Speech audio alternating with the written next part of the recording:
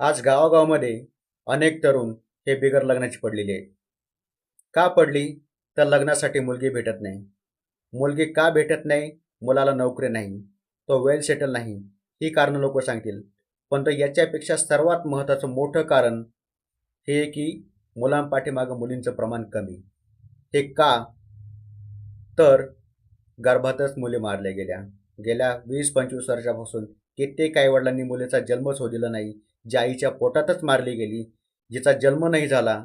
त्यामुळं मुलांच्या पाठीमागं मुलींचं प्रमाण हे वर्षानुवर्षे कमी होत गेलं. मागच्या लोकांनी जे पाप केलं त्याचा परिणाम कित्येक मुलांना भोगावा लागत आहे, समाज भोगत आहे. मुलींच्या सुरक्षेचा प्रश्न निर्माण झालेला आहे, महिलांच्या सुरक्षेचा प्रश्न निर्माण झालेला आहे आणि अशा प्रकारचे प्रश्न, अशा प्रकारचा त्रास भविष्यात अजूनही होणार आहे. आणि हा त्रास कमी व्हावा यासाठी मुलीचा जन्म होऊ द्यावा. कुणीही गर्भामध्ये मुली मारू नये, मुलीचं रक्षण करावं. आणि कित्येक लोकांना असं वाटत असेल की मुलगी परक्याचं धन आहे, मुलगा आपलं धन आहे. तर तुम्हाला एकच गोष्ट सांगतो, तुमचा मुलगाही नाही आणि मुलगी नाही. ज्यावेळी ते स्वतःच्या पायावरती उभे राहतात, दोन्हीही आपापल्या मार्गाने निघून जातात. त्यामुळं मुलगा मुलगी हा भेदभाव करू नका, मुलीचा जन्म होऊ द्या. त्याचा निश्चितच चांगला परिणाम आपल्या भविष्यात दिसून येईल.